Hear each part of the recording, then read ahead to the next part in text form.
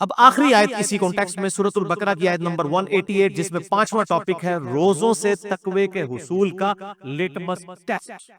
ہاں جی یہ آ رہی ہم کوڑیاں گلا کس کے روزے قبول ہیں اور کون روزے کا مقصد حاصل کرے گا؟ تقوی والا. بڑا خطرناک لٹمس ٹیسٹ ہے چیک کرنے کے لیے ٹیسٹر.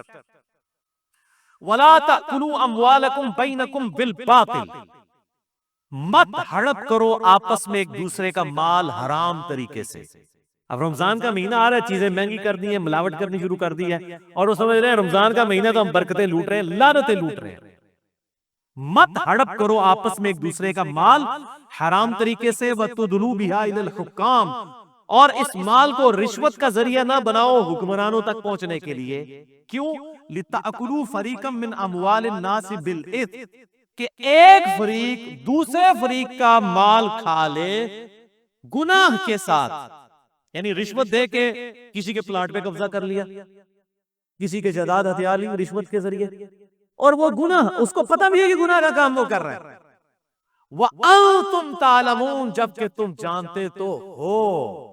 لوگ بڑے بولے بن کے مجھے بھی فون کر کے پوچھ رہے ہوتے ہیں علی بھائی یہ جائز ہے ناجائز؟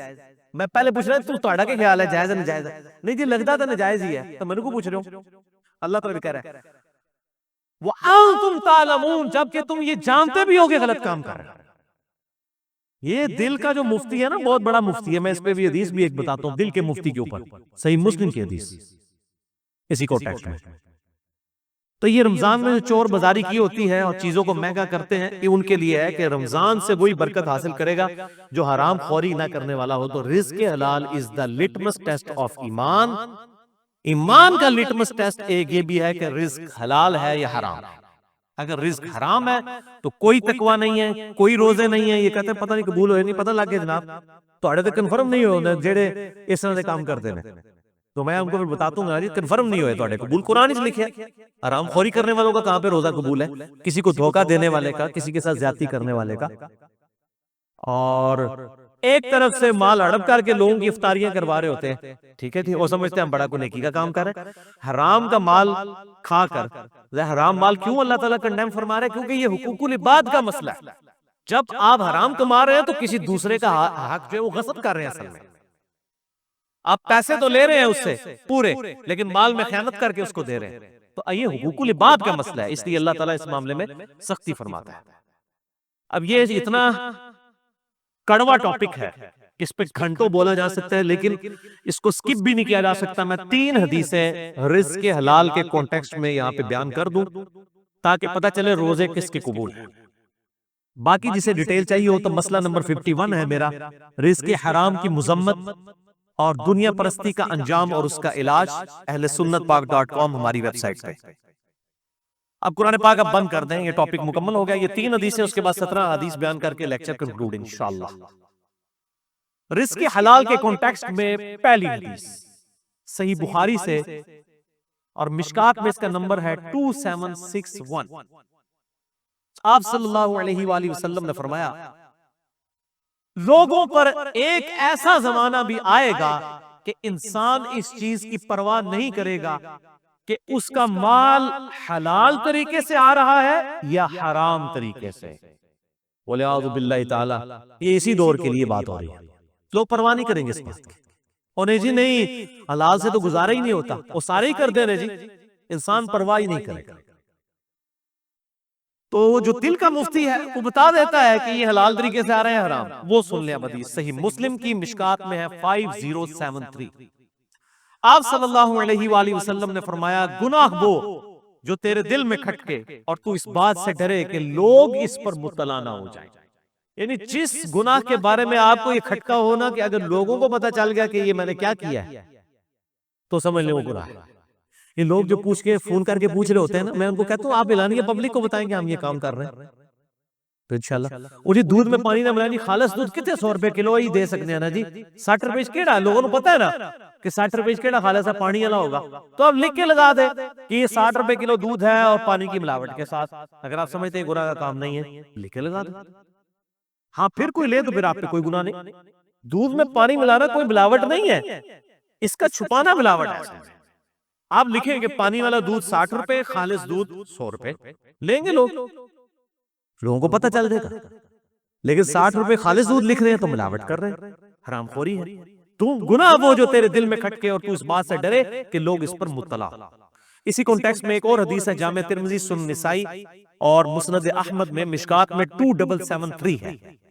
مولا حسن ابن علی رضی اللہ تعالی عنہما وعلیہم السلام, سیدنا علی کے بڑے بیٹے حسن ابن علی کہتے ہیں کہ میں نے خود اپنے نانا سے رسول اللہ صلی اللہ علیہ وسلم سے ایک بات سنی اور میں نے حفظ کر لی کہ آپ صلی اللہ علیہ وسلم نے فرمایا جو چیز تجھے شک میں ڈال دے اسے چھوڑ دے. شک سے پاک شے کو اختیار کر, کیونکہ سچائی میں اطمینان ہے اور جھوٹ میں شک ہے. جو چیز شک میں ڈال دے اسے چھوڑ دے. لیکن ہم چھوڑ دیتے ہیں, لیکن دنیاوی والی چیزیں, دین والی چیز میں کو کنفرم بھی بتا دے رہا ہے کہ غلط ہو رہا ہے, کہتے ہیں نہیں نہیں نہیں, ایڈی بھی سختی نہیں ہے دین.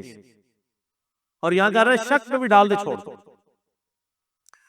دوسری حدیث رزق کے حلال کے کانٹیکسٹ میں صحیح مسلم سے ہے اور مشکات میں 2860. نبی صلی اللہ علیہ وسلم ایک اناج کے ڈھیر کے پاس سے گزرے. کوئی صحابی اناج بھیج رہا تھا, یہ کوئی بریلوی دیوبندی اہل حدیث شیعہ نہیں تھا, کوئی صحابی تھا. آپ صلی اللہ علیہ وسلم نے اپنا مبارک ہاتھ اس کے اناج کے اس غلے کے ڈھیر میں داخل کیا تو آپ کو نمی محسوس ہوئی اپنے ہاتھ پہ. آپ نے فرمایا یہ کیا ہے؟ اس نے کہا یا رسول اللہ صلی اللہ علیہ وسلم رات کے وقت بارش ہوئی تھی تو یہ گندم گیلی ہو گئی, اناج گیلا ہو گیا. تو آپ صلی اللہ علیہ وسلم جلال میں آئے, آپ نے فرمایا تم نے اس گیلے اناج کو اوپر کیوں نہیں کیا تاکہ خریدنے والوں کو یہ پتا چل جائے کہ تم یہ گیلا اناج بیچ رہے ہو. اور پھر آپ نے ساتھ ہی فرمایا من غشا فلیس منی, جس نے ملاوٹ کی, جس نے دھوکہ دے کے سامان بیچا, اس کا مجھ سے کوئی تعلق نہیں. لیکن ہم کیا کہتے ہیں, اے اللہ جو کچھ بھی ہے تیرے محبوب کی امت سے. اور محبوب کیا کہہ رہے ہیں صلی اللہ علیہ وسلم, جس نے ملاوٹ کی اس کا میرے سے کوئی تعلق نہیں. ان تو اڑی گل بنی ہے یا محبوب دی گل بنی ہے صلی اللہ علیہ وسلم. تسی تو کہہ رہے ہو یا اللہ اسی نہ نماز پڑھنی ہے, نہ اسی حرام خوری چھڈنی ہے, یا اللہ جو کچھ بھی ہے مردود ہے, بے ایمان ہے, ٹھگ ہے, اللہ جو کچھ بھی ہے تیرے محبوب کی امت سے ہمیں اسی طریقے سے قبول فرما لے. اور نبی صلی اللہ علیہ وسلم کیا فرما رہے ہیں, جس نے ملاوٹ کی وہ میرے سے ہے ہی نہیں ہے. اب آپ لاکھ کہتے ہیں جو کچھ بھی ہے تیرے محبوب کی امت سے, محبوب تو پہلی فارغ کر کے تو ملاوٹ کرنے والا نا. ون وے ٹریفک چلائی رکھو, کسی کام کی نہیں. جس نے ملاوٹ کی وہ ہم میں سے نہیں ہے. تیسری حدیث بھی صحیح مسلم سے ہے, مشکات میں 2760. یہ بہت ڈاڈی حدیث ہے, بڑی سخت حدیث ہے. آپ صلی اللہ علیہ وآلہ وسلم نے فرمایا بے شک اللہ پاک ہے اور صرف پاک مال کو قبول فرماتا ہے. کسی بندے نے حرام کی کمائی سے کوئی ہاسپٹل کھول لیا, اللہ کے حضور 0 سے ملٹیپلائی. اللہ تعالیٰ نہیں دیکھنا مریضوں کا علاج ہو رہا ہے, یہ تو دنیا کا مسئلہ ہے. اللہ تعالیٰ کو کیا پرواہ ہے کسی کی. اللہ تعالیٰ کا تو موقف یہ ہے حلال مال قبول کروں گا. ایک بندے کی گانے کی کمائی ہے اور وہ اس سے ہاسپٹل بنا دیتا ہے اور سمجھتا ہے میں بڑا نیکی کا کام کر رہا ہوں. یا اسی طریقے سے ایک بندہ ہے وہ جناب جو ہے وہ لوگوں کی جائیدادوں پر ناحق قبضہ کرتا ہے اور پھر کہتا ہے جی میں 1 لاکھ کا دسترخوان چلا رہا ہوں روزانہ. میں نام نہیں لے رہا تاکہ اصلاح کا دروازہ بند نہ ہو, آپ سب کو پتا ہے. لوگ کہتے ہیں یہ بڑا نیکی کا کام ہے, 1 لاکھ بندے نے روٹی کھواندا ہے, لکھوں لگوان دے زمینہ تھیا کے اللہ کے حضور 0 سے ملٹیپلائی. یہ آپ اپنی داڑھیوں سے, پگڑیوں سے, ان ساری چیزوں سے عوام کو دھوکہ دے سکتے, اللہ تعالیٰ کو تو دھوکہ نہیں دیا جا سکتا. صحیح مسلم میں یہ حدیث ہے نا, اللہ تعالیٰ تمہاری شکلوں اور مال کو نہیں دیکھتا, دلوں اور اعمال کو دیکھتا. وہ دیکھے گا شکل تو اس نے خود بنائی ہے, اسے شکل کیوں دیکھنی ہے, کدی نورانی ہے تو کدی کالی ہے, انہیں آپ بنائی ہوئی ہے. جس شخص کی شکل اگر خوبصورت نہیں ہے تو اس نے خود کیا بنائی ہے, وہ تو اللہ نے بنائی ہے, تو اللہ نے شکلیں کو دیکھنی ہے. مال بھی نہیں دیکھنا, وہ بھی اسی کا دیا ہوا ہے. دلوں اور اعمال کو دیکھنا ہے کہ اس نے حرام سے کمایا ہے کہ حلال سے, اور اس کی نیت کیا ہے, اللہ کی راہ میں خرچ کر کے جو ہے وہ لوگوں سے داد وصول کرنا ہے یا اللہ کے حضور اپنا اخلاص اور اجر پکا کرنا ہے. یہ اللہ نے یہ دیکھنا ہے.